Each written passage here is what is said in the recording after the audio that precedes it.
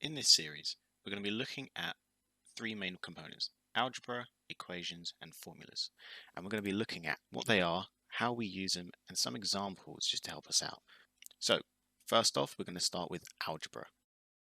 So when it comes to algebra, a lot of the questions I hear is always, why do I need it? Or what is letters going to do to help me out when it comes to maths?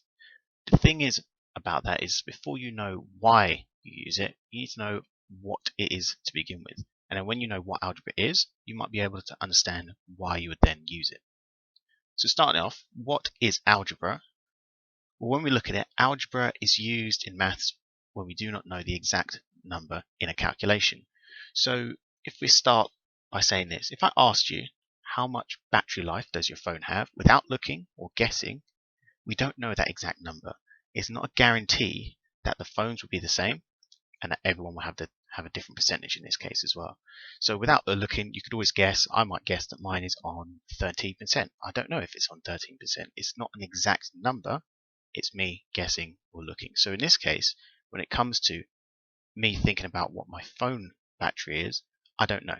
So with algebra, we use letters to represent this unknown value or this value that can change in this case. So our battery life can change all the time.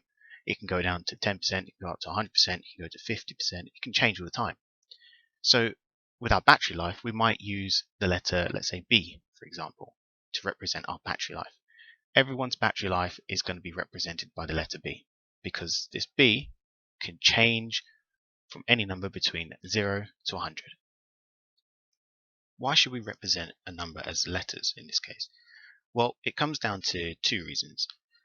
One, it's a lot faster just to use a letter than to keep writing things like the word unknown or a variable or a value or something like that. So let's give you an example. Let's say there are people playing tennis. So the number of people playing tennis, instead of me having to write it all the time, I'm just going to say that this now represents the letter P. Just write that down once, and every time I now want to say the number of people playing tennis, I just have to write the letter P, and that's my variable, my unknown, the thing that is going to change. Okay, so from here, I can now just say something like P times 3, or I could say P plus 4, because it's a lot faster writing just the letter P instead of having to write number of people playing tennis. And another reason is that we can use different letters to represent different values as well. So let's say with these number of people playing tennis, we now have something else, the tennis courts. And that is going to be represented by the letter C. So with that, if I wanted to know how many people are playing overall, I could say P times C. So the number of people playing tennis times by the courts, I can then work out how many people are playing tennis all together. So that's another reason why we use letters in algebra, because it's a lot easier to write it and it's a lot faster. Okay, and the thing is that anything can be represented as a letter to make it easier when you're writing out your answers as well. And if it's something that has to change, it's always better to use a letter in case the value changes again next week, the week after, the next month, such and such, and it keeps going along. So as we've looked at that now, algebra represents an unknown value or a value that can change, something we might not know or something that will always change every single time. So again, let's think about the temperature. Temperature changes from day to day. When we write algebra, we write it in what's called an algebraic expression. Now, we've been writing expressions just a second ago, and we're going to come on to what expression is and how they're written out as well. So before we look at an algebraic expression, we have to look at what an expression is in maths and just some terminology as well. So an expression in maths is a numbers, symbols, and operators. So plus, minus, times, and divide. You use this all the time in every single bit of maths in this case. So when you write something like 5 plus 6 or 15 times 365, that there is an expression. That is what we write all the time in this case. Now, an expression is made up with terms. So when they say a term, when they talk about an expression, that could be the number 6, it could be the number 5, it could be the number 15, or it could be the number 365. These are all terms, and these terms add up to make an expression. So when it comes to an algebraic expression, the same situation. This time we use letters as we might not know what the actual values are. So instead of using, let's say beforehand, 5 plus 6, let's say we didn't know that 5, we might use the letter y plus 6. And right there, that is an algebraic expression. Again, the reason why we need to know this a little bit is again because of the terminology and what we might call the term as well. So y is also a term. Y plus 6 has y as a term and the 6 as a term. Together, that makes an expression. So we also have p divided by 45, but we could also write it where both the terms are letters. So we can have y plus p. And again, that is another example of an algebraic expression. So let's start looking at how to simplify these algebraic expressions. And when we mean simplify, we just mean to condense or group or combine similar terms together so it doesn't look like a really long expression. It can just look like a couple of terms as opposed to 20 terms. So to start off with simplifying expressions, we're going to look at adding and subtracting. So our first algebraic expression, we have y plus y plus y plus y. So with that, what we're trying to do is we're trying to collect these terms together. So to simplify this expression, we have to ask ourselves, how many lots of y's do we have? So in our case, we have 4 lots of these y's. 1, 2, 3, and 4 of them. So we can write it as 4 times y. Now, this expression here can actually be simplified even more to be written as 4y. Now they get rid of the times symbol just simply because when you have a letter and a number next to each other, it just means times in this case as well. So 4 times y can be written as just 4y. So now we have a new expression, 2x plus 3x. So how do we answer this? Again, there are similar terms here because they're both using x. We might be able to both find the answer for this one. Now, think about that first term, 2x. What does that really mean? Just like before, when we collected terms of similar nature in this case, like the y's, we turned it out to be 4y. So 4y just represented as 4 times y, 4 lots of these y's. So 2x is already there, which means we just have 2 lots of these x's. So x plus x. So that can be the same as said for the 3x. We have 3 lots of these x's, x plus x plus x. Now, there's a plus in between them both, so we're going to add all of these terms together. How many terms do we have altogether? Well, in our case, we've got 5x, because we've got 5 lots of these x's. So our last expression with this one is to do with subtraction. So we're going to have 5p minus 3p. So like we know before, if we have 5p, it's just p plus p plus p plus p plus another p. But this time we're taking away 3 lots of these p's.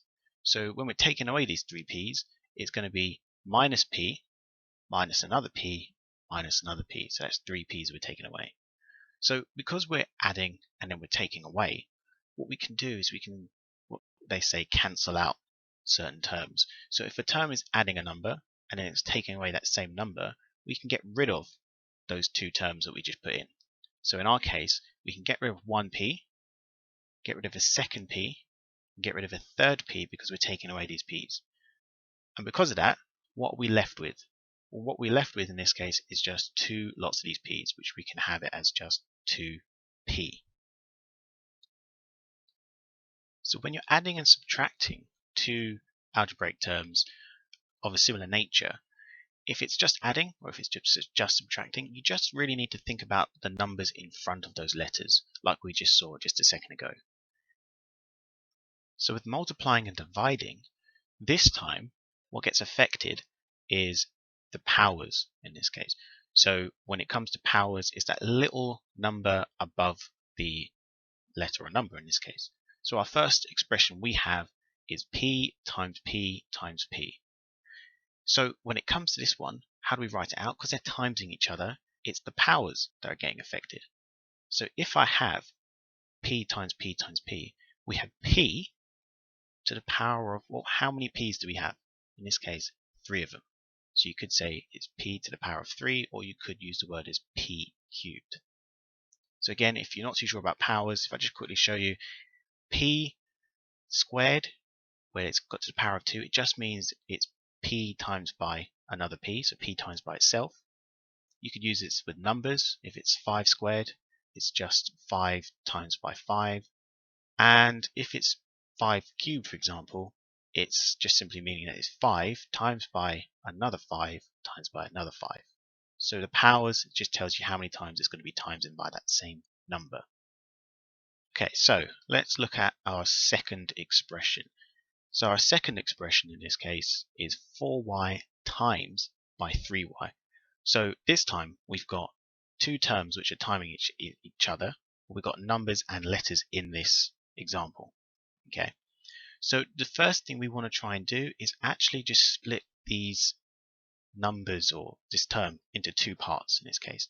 So the first part we're going to have is numbers, and the second part we're going to have are the letters. So when we split them up, because we don't exactly know what y is, we can't say y times 3 because it doesn't really affect, well, it does affect what our answer is going to be, but we don't know what y is. So that's why we have to leave it as numbers and leave it as just letters. So starting off, we're going to have 4 times by 3. So that's our first part in this case because we split it with numbers and letters. So what is 4 times 3? That gives you the number 12. So that's our first part done. Now when we move on to the letters, what two letters do we have? We just have a y times by another y. So y times y, like we saw just above with the p, y times y in this case is just going to equal y squared. So now we've got our two parts. What we need to now do is just combine these two parts together, because remember it was two terms timesing each other with numbers and y's interlinking. So with this, our answer is now going to be 12y squared. And that's a combination of those two parts together. So when it comes to this type of expression, we've got to split the numbers and letters apart, and then we're going to have to try and times them that way. Okay, so we're starting it to get into a few of the harder ones in this case. With this first expression, we have 3e times by 5e squared. So now we have this squared thrown into it as well. We're having a term that's been times by another term that's already been simplified to what we've got as 5e squared. So how do we answer this one? Again, same steps. We split it into two. We split it with the numbers and we split it with the letters. And that's what we want to start with. So our numbers in this case is 3 times 5. And the other side of it is going to be e times e squared. So when it comes to this, 3 times 5 gives you what? Gives you 15. But when it comes to the letters, e times e squared, it's that e squared that might be a little bit confusing. If we think about what e squared means, e squared just means e times e. So we could write this out as just e times e times e, which again is all these. How many e's are we timesing by? We're timesing by 3 of them. So it's going to be e to the power of 3, which is e cubed. So our answer in this case is going to be 15e cubed. So now we're moving on to divide. We've got 6x squared divided by 2x. Now you're using the same principles what we just learned a second ago, but this time we're doing divide. So starting off, if we have 6x squared divided by 2x, we just take the numbers. 6 divided by 2, that gives you 3.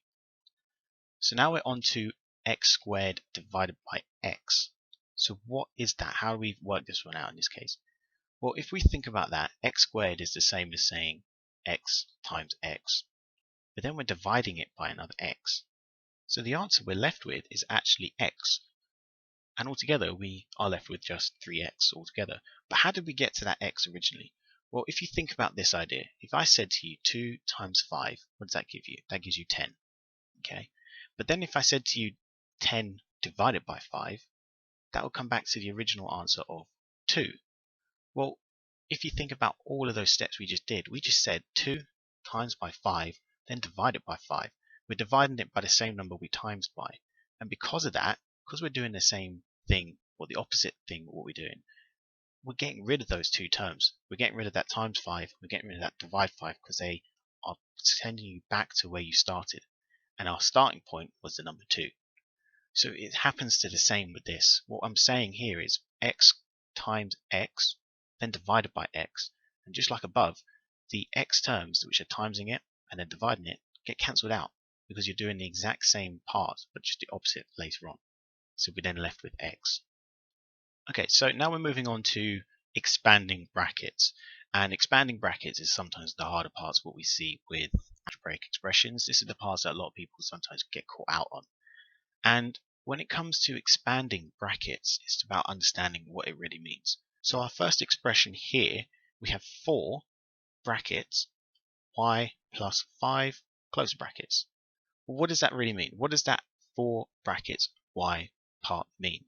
Well, in that case, when, just like letters and numbers, when the letters and numbers are next to each other, it just really means times. So that brackets is actually saying 4 times whatever's inside this bracket, and inside the brackets is y plus 5. So when it comes to working out this simplifying, the 4, because it's timesing with whatever's inside the brackets, it has to times with both the terms inside it. So it would be 4 times by the y, but we also have to find out what 4 plus the times by the 5 is as well. So when you have that, you just work out like you did beforehand. 4 times y is just 4y. 4 times 5 is 20.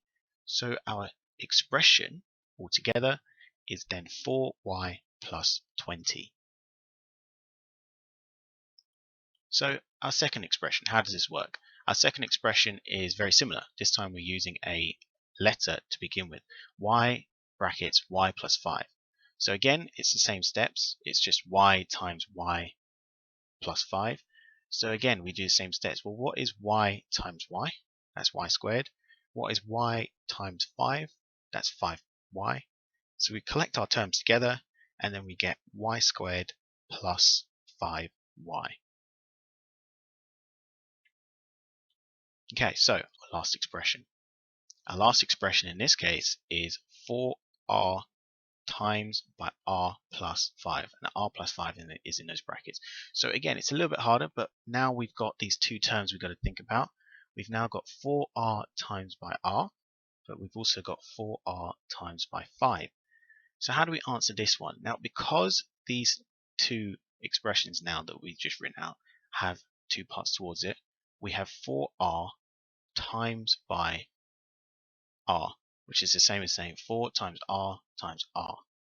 Now, because we're trying to collect these terms together, we just have an r and r term, so we can collect those two together, which just leaves you with r squared.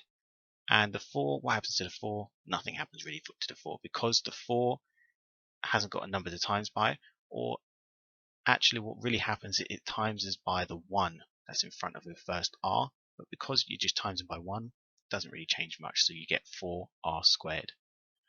Now for the second part, 4r times 5, this time we're just looking at the numbers. Because there is no r, or another r in this case, we can leave our r as it normally is. So we have 4 times 5, which gives you 20, and then 20 times r just gives you 20r. We then collect our terms again all together. You get 4r squared plus 20r. So our final part to simplifying algebraic expressions is expanding on double brackets this time, so where two brackets are next to each other. So our first expression we have here is g plus 4, all in brackets, times by g plus 5. Now the thing is, because they're in brackets, both of them in brackets, and there's a times in the center, we have to look at each term and make sure that the term on the left bracket, let's say g, times is with the terms on the right, so the g and the 5. So if every term in the first bracket has to multiply with every term in the second bracket, it's quite easy to forget what you've multiplied. So we need to somehow keep track of what we're doing. Now there are different ways of working it out. We're going to work out using two methods. One of them is to draw lines to represent the terms multiplying each other. The other method is to use FOIL. So we have our first term of the expression in this case, g plus 4. Now that's going to be times with the second term of this expression, which is g plus 5. So to draw it out, like we said, every term needs to be times with each of the other terms in this case. So if we think about g needs to times with the other g. G times g gives you g squared. But it also needs to times with the 5 at the end. So in this case, we're going to have g times 5, which gives you 5g. Now, to know whether it's a plus or a minus, it's to do with the plus just in front of that 5. So in this case, because it's a plus there, it's going to be plus 5. Now let's think about the other expression in this case, starting with g plus 5. So if we think about that g needs to times with that 4. In this case, we get 4g. But we've already done g times g, so we don't have to worry about that second part of that expression in this case as well. So what have we got left over? Well, the first g has times with the second g and 5. The second g has times with the first g and 4. Well, the last bit now is left over is just the 4 and the 5. So the 4 times the 5. That gives you 20. And what we have now, we have our expression with 4 different terms, in this case, g squared plus 5g plus 4g plus 20. There are g's there that, oh sorry, not g's, there are terms that are similar here. So what we can do now is collect those terms. G squared plus, what is 5g plus 4g, gives you 9g plus 20. That there is our simplified expression for double brackets. So to do the next part of this, which is using the FOIL technique, the FOIL technique uses the words FOIL as an acronym, and the acronym stands for first, outside, inside, last. So with the first, what we want to try and do is multiply the items that are first in the brackets. So our first item on the left is g, the first item on the right is also g. So g times g gives you g squared. Then we work out the outside, and by the outside they mean the two terms that are on the outside of these brackets, which is the first g and the number 5 at the end. So then that's 5 times g, which gives you 5g. Then we work on the inside. Now the inside is again the 4 and the g. The 4 and the g, 4 times g gives you 4g. And then the last bit, the very last bit, which was the last, is you want to multiply the last terms in those brackets, which is the 4 and the 5. 4 times 5 gives you your 20. And then you get the very same expression that we had just a second ago. You collect the terms, and then you have your final expression simplified at the very end. So that's the second method in this case, using the FOIL. So the first one is trying to just draw it out and using the arrows to represent what we're doing. The second one is using FOIL, and again there are other methods that could go towards working out double brackets as well. So whichever ones you prefer, you take the pick for that one. And if you prefer another method, stick with that method, because if it still comes to the same answer, that's brilliant, it still works. So with all these expressions, notice how I haven't put at the end of them an equals. Because when you put an equals at the end of an expression, so when you make it equal to a value, what you do is you turn it into an equation. In the next episode, I'm going to be talking a little bit more about equations and formulas.